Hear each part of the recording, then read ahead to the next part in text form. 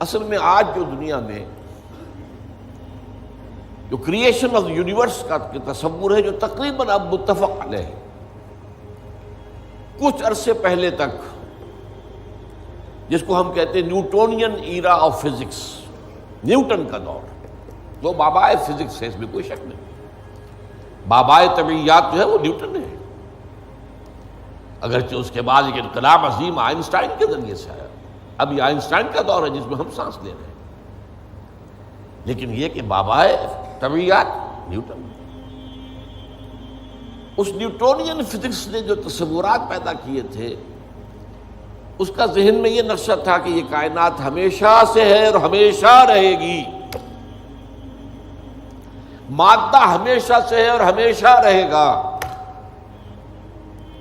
Matter is انڈسٹرکٹیبل، مادہ ختم ہو ہی نہیں سکتا، وغیرہ وغیرہ وغیرہ وغیرہ، ہماری تفصیل میں نہیں جا سکتی۔ آج ہمیں معلوم ہو گیا ہے، اور اس پر اجماع ہے تقریباً فزکس کا اور کافی عرصے سے، this universe has a beginning, اور اس کو نام دیا گیا بگ بینگ۔ کتنے بلینز اینڈ بلینز اگو، ایئرز اگو، ایک بہت بڑا دھماکہ ہوا تھا، بگ بینگ، اور اس سے کائنات کا آغاز ہوا۔ اور نمبر 2، اس کا ایک اینڈ بھی ہے، الی اجل مسمى، جسے قرآن کہتا ہے۔ یہ کائنات ہمیشہ کے لیے نہیں ہے، الی اجل مسمى، ایک خاص مدت معینہ تک یہ رہے گی، اس کے بعد خاتمہ ہو جائے گا، یہ ہمیشہ کی نہیں۔ تو بگ بینگ سے جو ایک نظریہ شروع ہوا کہ شروع میں کیا تھا، ذرات تھے، بہت چھوٹے بہت چھوٹے بہت چھوٹے بہت چھوٹے، فوٹونز، ان میں حرارت اتنی تھی، ٹریلینز ڈگری آف فارنہائٹ یا سینٹی گریڈ جو چاہیں کہیں، and they were running away from each other. یہ تھی first stage of the creation of this material world. پھر یہ ذرات جو ہیں یہ مل جل گئے، اس سے گیلیکسیز وجود میں آئی، گیلیکسیز ایک دوسرے سے بھاگ رہی ہیں، آج بھی مانا جا رہا ہے ایکسپینڈنگ یونیورس، یہ کائنات ابھی پھیل رہی ہے، اور گیلیکسیز کے درمیان فاصلہ بڑھ رہا ہے۔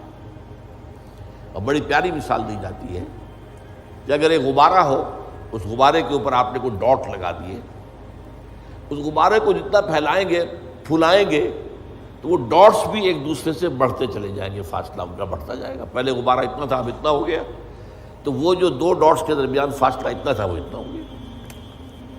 تو theory of the expanding universe, Iqbal نے کہا ہے یہ کائنات ابھی ناتمام ہے شاید، کہ آ رہی ہے دمادم صدائے کن فیکون کن فیکون۔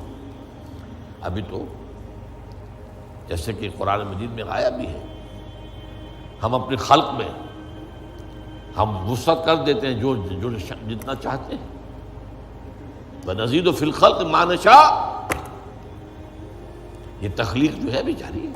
بہرحال اس کے بعد وہ دور آیا کہ پھر یہ گیلیکسیز کے اندر یہ کرے بنے اور سٹارز بنے، اور پھر وہ کرے ٹھنڈے ہونے شروع ہوئے۔ انہی میں سے ایک کرہ ہمارا یہ زمین ہے۔ یہ آگ کا کرہ تھا، آگ کا جیسے سورج ہے، لیکن ٹھنڈا ہوا،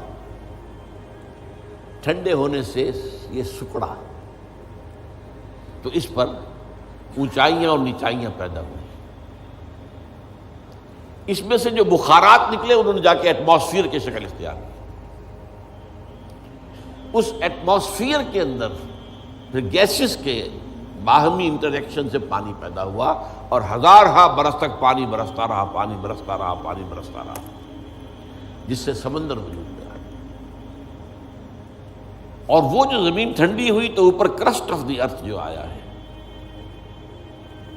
وہ اور پانی، اس کے امتزاج سے اس کرۂ ارضی پر حیات کا آغاز ہوا،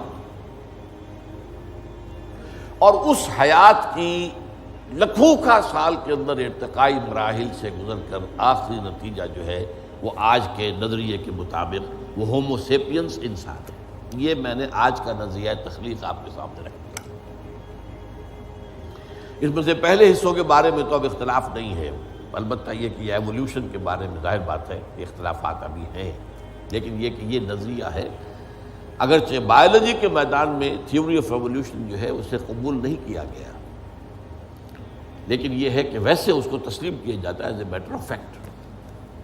انسان کی سوچ میں، سوشل سائنسز میں، ہر چیز کے اندر جو ہے وہ تھیوری آف ایولیوشن گھس چکی ہے۔ اب جو بات اس میں نہیں آئی ہے وہ بات میں آپ کو بتا رہا ہوں۔ This big bang was the beginning of the material universe. اس سے پہلا ایک دور ہے جسے سائنس نہ دیکھ سکتی ہے، نہ جان سکتی ہے، نہ اس تک اس کی پہنچ۔ اس سے پہلے بھی ایک حرف کن آیا تھا، جیسے ایک حرف کن سے بگ بینگ ہوا ہے۔ بگ بینگ کس چیز میں ہوا ہے وہ ابھی میں بتاتا ہوں۔ اللہ تعالیٰ کے پہلے اولین حرف کن سے ایک بہت لطیف نور پیدا ہوا۔ یہ لطیف نور کیوں کہہ رہا ہوں؟ اس میں حرارت نہیں تھی، حرکت بھی نہیں تھی، لطیف۔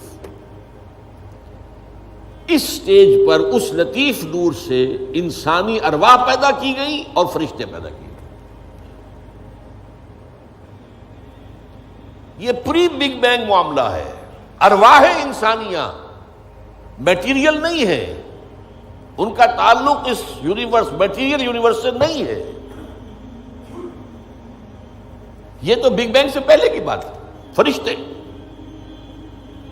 اور ارواح انسانی۔ جسد نہیں تھا، صرف روحیں تھیں، لیکن ہر ایک کی روح تھی۔ آدم سے لے کر آخری انسان جو آئے گا دنیا میں قیامت سے تب پہلے تک، سب کی ارواح موجود تھی، اور ان سے عہد لیا تھا اللہ نے، الستُ بربکم قالوا بلی۔ اب جو آدمی اس بات کو نہیں مانتا وہ کیسے سمجھے گا کس سے عہد لیا تھا؟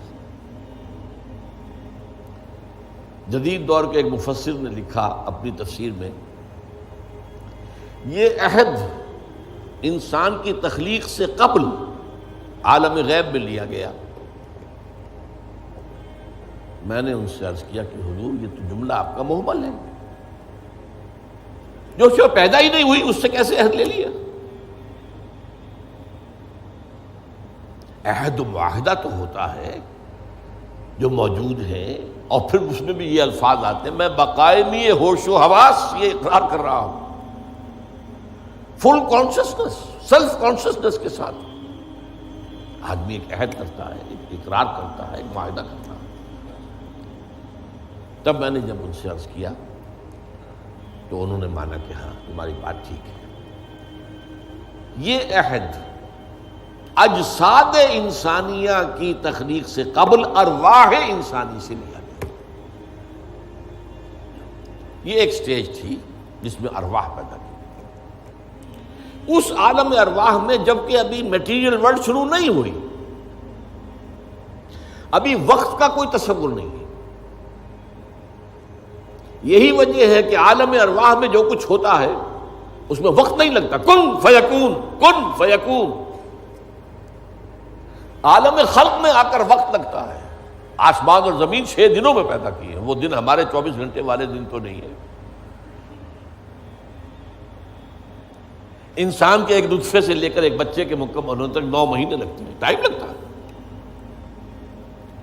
عالم ارواح میں ملائکہ کے لیے کیا خیال ہے آپ کا؟ جبرائیل کو عرش معلیٰ سے یہاں آنے میں کوئی وقت لگتا ہے؟ ٹائم ایلیمنٹ ہے ہی نہیں۔ ابھی یہ اس دور کی پیداوار ہے جبکہ ابھی ٹائم پیدا ہوا ہی نہیں۔ ٹائم اینڈ سپیس جو ہے یہ کانسیپٹ ہے بگ بینگ کے بعد کا۔ حرکت بھی ہے تو اسی کے بعد جو وقت کا تصور پیدا ہوگا، یہ پاسنگ ٹائم۔ لہذا یہ ارواح انسانیہ پیدا کی گئی جبکہ ابھی میٹیریل یونیورس کی ابتدا نہیں ہوئی تھی، اور ان کو ایک کولڈ سٹوریج میں رکھ دیا گیا۔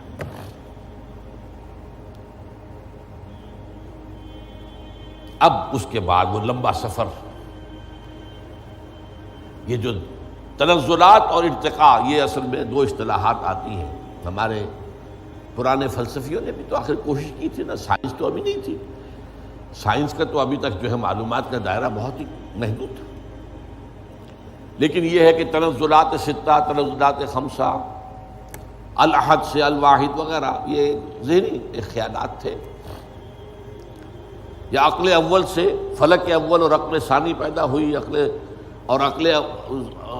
ثانی سے فلک دوم اور عقل ثالث پیدا ہوئی، تو 9 افلاک اور عقول عشرہ، یہ ہمارے پرانے فلسفی جو ہے متکلمین، ان کے ہاں آپ کو الفاظ مل جائیں گے جن کی نہ کوئی سند قرآن میں ہے، نہ حدیث میں ہے، کوئی سوال ہی نہیں، نہ سائنس اس کی کوئی تائید کرتی۔ جو بات میں عرض کر رہا ہوں اب اس کے اعتبار سے آپ کو سائنس کے درمیان اور اس پورے تصور کے درمیان معلوم ہوگا کہ ہم آہنگی ہے، مکمل ہم آہنگی،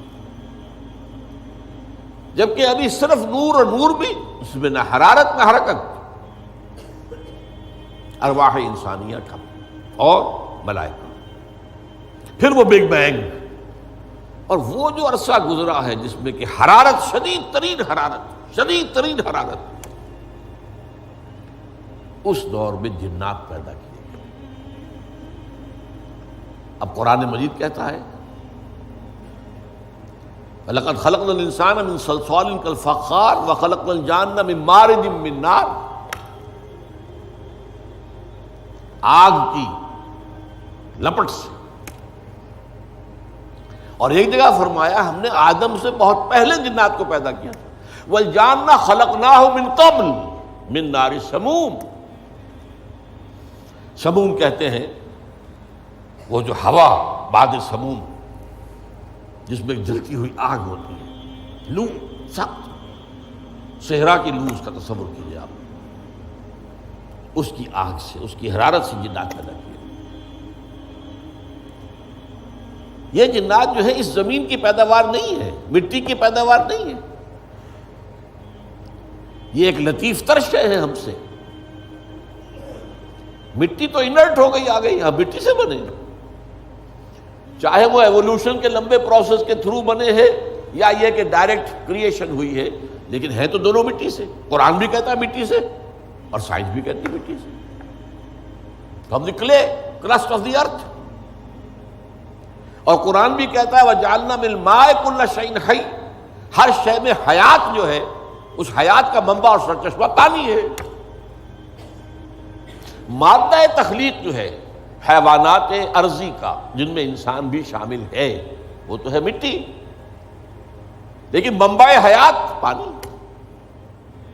فَجَعَلْنَا مِنَ الْمَاءِ كُلَّ شَيْءٍ حَيٍّ، اور یہی سائنس کہتی ہے کہ سمندر کے کنارے پر، دلدلی جگہوں پر، وہاں کیا ہوتا تھا کہ ابھی پانی پیچھے ہٹ گیا ہے، پھر پانی آ گیا ہے، پھر پھٹ گیا ہے، یہ تعامل چل رہا ہے، اور اس کے نتیجے میں وہاں جو کیمیکل کمپاؤنڈز تھے، اس کے بعد آرگینک کمپاؤنڈز بنے، اس کے بعد اسی کے اندر جو ہے جو حیات کا جرثومہ پیدا ہوا، ایک سیل امیبا، یہ ان کا کہنا ہے۔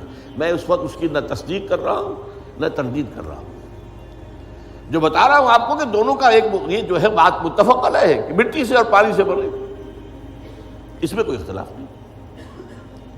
اب یہ سلسلہ جو چلا ہے، اب وہی کہانی جو ہے دہرائی جا رہی ہے، وہی ایک سیل سے رحم مادر میں بچہ پروان چڑھ رہا ہے، جو ہو سکتا ہے 9 ملینز آف ایئرز میں ہوا ہو، ایک جرثومے سے لے کر انسان تک کا معاملہ، وہ رحم مادر میں 9 مہینے میں ہو رہا ہے، the same process، single sale, اور اس کے یہ مراحل ہیں۔ تو زندہ تو ہے، نطفہ بھی زندہ، علقہ بھی زندہ، مضغہ بھی زندہ، ماں کی طرف سے آنے والا بیضہ بھی زندہ، مرد کے نطفے اور ماں کے بیضے سے امتزاج سے وجود میں آنے والا زائگوٹ نطفۃ امتحان، وہ بھی زندہ، لیکن جب 120 دن ہو جاتے ہیں تو اب یرسل الملک کا بعد، اب وہ فرشتہ بھیجا جاتا ہے، وہ رحم مادر میں، وہ روح، اس کی روح، میری روح جو وہاں تھی، وہ لا کر میری والدہ کے رحم میں وہ جو میرا حیولہ وجود میں آیا تھا اس کے اندر پھونکی گئی ہے، تب میں بنا ہوں، میرا وجود انسان کی شکل اختیار کیا ہے۔ یہ ہے در حقیقت قرآن مجید کا جو حقیقت انسان